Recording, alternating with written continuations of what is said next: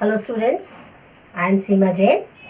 आज मैं आपको the fundamental unit of life chapter के बारे में समझाऊंगी। आप थोड़ा सा अपने मेमोरी पर जोर डालेंगे तो आपने पढ़ा होगा सेल के बारे में क्लास 8th में। ठीक है, बस हम उसी सेल के बारे में यहाँ बात कर रहे हैं। ये सेल लिविंग ऑर्गेनिजम्स के लिए उतना ही इम्पॉर्टेंट है जितना एक मकान बनाने के लिए ब्रिक्स या स्टोन ज़रूरी है। हम किसी भी मकान को बिना ब्रिक और स्टोन के एज्यूम ही नहीं कर सकते। उसी तरह से अगर सेल है तो लाइफ है, सेल नहीं है तो लाइफ नहीं है। So cell is very basic unit of life, इसीलिए इसको कहा गया है the fundamental unit of life. Now the question comes to our mind कि सेल की डिस्कवरी कैसे हुई, कौन था जिसने सेल को डिस्कवर किया। So now very firstly we will discuss the discovery of the cell. So in 1665 Robert Hooke एक बायोलॉजिस्ट थे। उन्होंने सेल को सबसे पहले डिस्कवर किया। उन्होंने कैसे किया? उन्होंने अपने एक सेल्फ मेड माइक्रोस्कोप में एक कॉर्क की स्लाइस को जब प्रिमिटिव माइक्रोस्कोप में देखा, किसमें? Slice of cork. कॉर्क मतलब हम ये कह सकते हैं ना, पेड़ की छाल होती है, उसको हम कॉर्क कहते हैं। उसकी एक बारीक सी पतली सी स्लाइस को काय में देखा? Slice of cork in primitive microscope. Primitive microscope मतलब जो उनका सेल्फ डिजाइन माइक्रोस्कोप था वो था प्रिमिटिव माइक्रोस्कोप।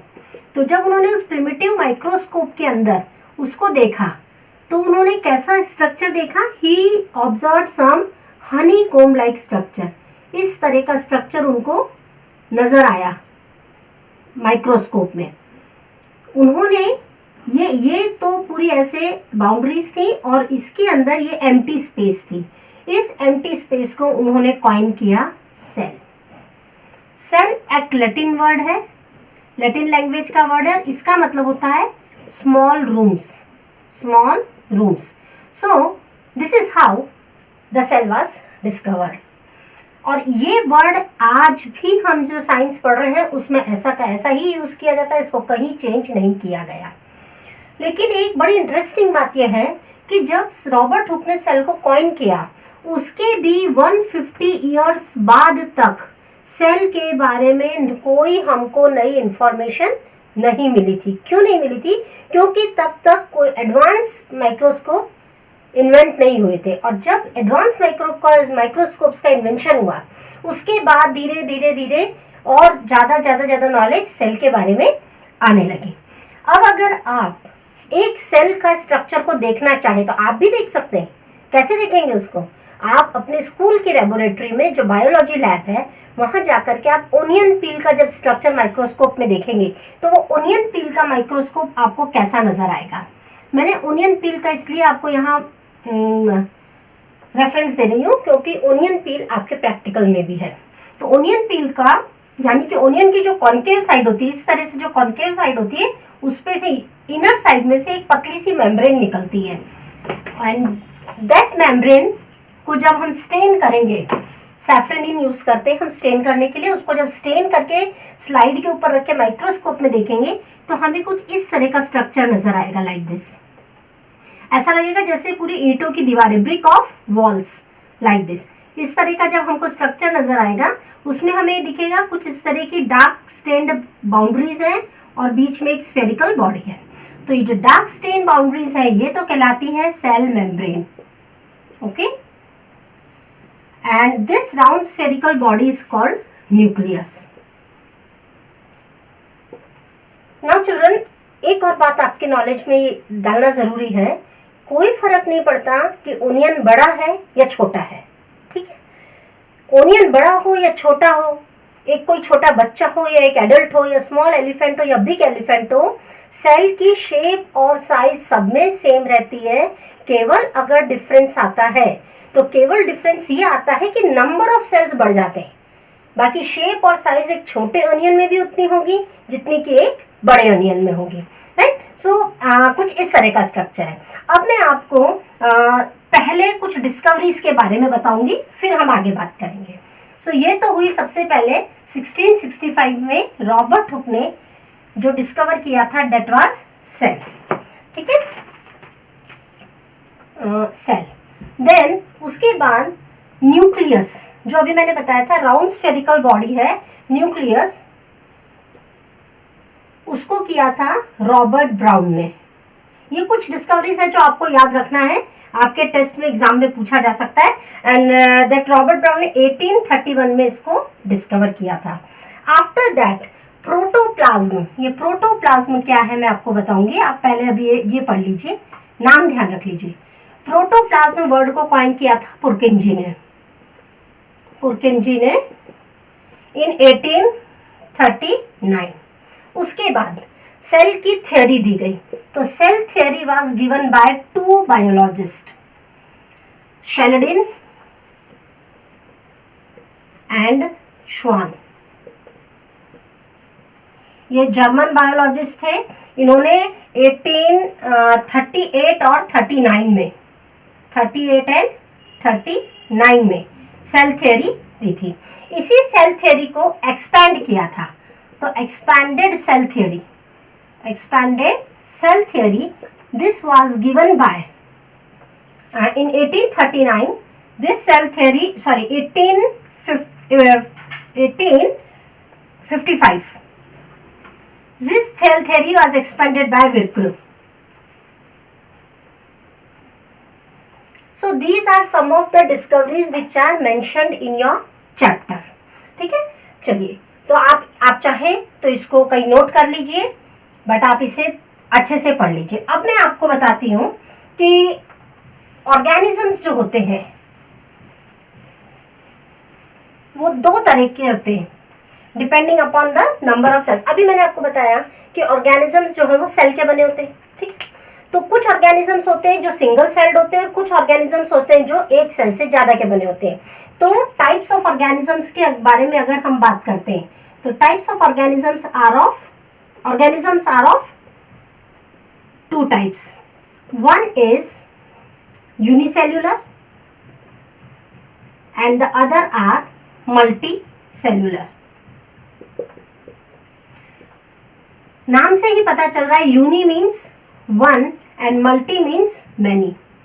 सो वो ऑर्गेनिजम्स जो एक सेल के बने होते हैं, made up of one cell, okay, और multicellular made up of many cells. Very clear. इस जो एक सेल के बने होते हैं वो एक सेल ही अपने आप में कंप्लीट बॉडी होती है इनकी, जैसे कि amoeba is a unicellular organism, लेकिन वो एक सेल ही बॉडी के सारे काम करता है, वेदर इट इज एक्सक्रीशन और रेस्पिरेशन और गैसेस एक्सचेंज और whatever, all the activities are perform by that cell only. Then क्योंकि ये वन ही सेल की बॉडी है, इसलिए बॉडी डिजाइन कैसी होगी? Body design is very simple body design होती है, सॉरी, बॉडी डिजाइन सिंपल। अब आप खुद सोच के बता सकते हैं मैनी जो मल्टीसेलुलर ऑर्गेनिज्म में होंगे उनकी बॉडी डिजाइन कैसी होगी? यस, इनकी बॉडी डिजाइन कॉम्प्लेक्स होगी। इसमें generally amoeba, examples I am giving you, amoeba ऐसा यूनिसेलुलर ऑर्गेनिज्म है जो अपना शेप बदल सकता है, amoeba as well as some bacterias. These are the example of unicellular organism, whereas all other Moneras, Protistas and plants, all type of plants and animals, these are all, and of course human beings तो animals में count होते हैं, clear? तो हम भी multicellular organism में ही आते हैं। नाउ अब अगर हम जैसे मल्टीसेलुलर ऑर्गेनिज्म में, अब देखो मल्टीसेलुलर मीन्स अगर मैं अब ह्यूमन बीइंग की बात करूं तो ह्यूमन बीइंग की बॉडी में कितने तरह के अलग अलग तरह के सेल्स हो सकते हैं, वो मैं कुछ सेल्स के बारे में आपको बताऊंगी। जैसे ह्यूमन बीइंग की बॉडी के सेल्स को देखिए, जैसे एक होता है, दिस इज मसल सेल, और हर सेल का अपना एक डेफिनेट फंक्शन होता है और उसके पर्पस, उसके वर्क के हिसाब से ही वो डिजाइंड होता है। सो ये है मसल सेल, ठीक है। मसल सेल्स का काम क्या होता है? Contraction and relaxation, right. इसी तरह से ब्लड सेल्स होते हैं, RBC, WBC, so many type of blood cells are there. इनका काम होता है अलग अलग काम होता है। ब्लड सेल, जैसे अगर मैं रेड ब्लड सेल की बात करूं, these are basically the oxygen carriers, तो these are blood cells. Now ये एक ऐसा सेल है ह्यूमन बॉडी के अंदर, this is called the nerve cell. इस नर्व सेल का काम होता है मैसेज को ट्रांसमिट करना, पूरी बॉडी में। तो ये एकमात्र ऐसा सेल है जो सबसे बड़ा सेल होता है ह्यूमन बॉडी में, और कुछ कुछ सेल तो इसमें 1 मीटर तक की लेंथ के भी होते हैं। So this is nerve cell. Okay, similarly there are egg and sperm. Sperm और एग जो है, this is egg and this is sperm. ये दोनों सेल्स जो हैं, ये दोनों रिप्रोडक्शन में काम आते हैं। रिप्रोडक्शन का काम इन दोनों सेल्स के थ्रू ही होता है। Similarly there are fat cells also, इस तरह से होते हैं। Clear? So see what muscle cells are doing. Blood cell को कोई मतलब नहीं है, ब्लड सेल क्या कर रहे हैं, नर्व सेल को कोई मतलब नहीं है। All are doing their work independently, right? So these are some information about the various type of cells in the body, human body. Now we will talk about the cell theory. Types of organism पढ़ लिया। मैंने आपको बताया था कि nucleus को Robert brown ने, cell theory को किसने दिया था, शैलेडिन एंड श्वान ने। तो सेल थियरी है क्या एक्चुअली? सेल थियरी पे भी क्वेश्चन पूछा जाता है एग्जाम में, टेस्ट में। तो सेल थियरी में सबसे पहला पॉइंट ये है कि cell is the basic unit of life. बहुत इंपॉर्टेंट है, ध्यान से अपनी नोटबुक में इसको नोट कर लीजिए। Cell is a basic unit of life, यानी कि बिना सेल के हम किसी भी लाइफ को एक्सपेक्ट नहीं कर सकते हैं। क्लियर? तो cell is a basic unit of life. अब जब हम कह रहे हैं कि सेल बेसिक यूनिट है, इसका मतलब सेकेंड पॉइंट क्या हो गया, all living things are made up of cell.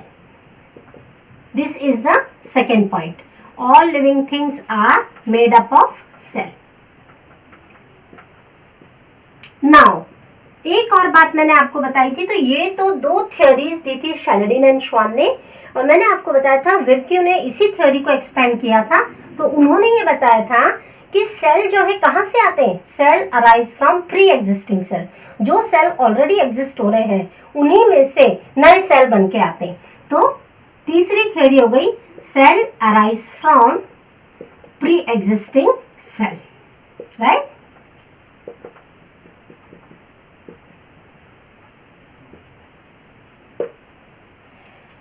अब देखिए, ये तो हो गई सेल थ्योरी।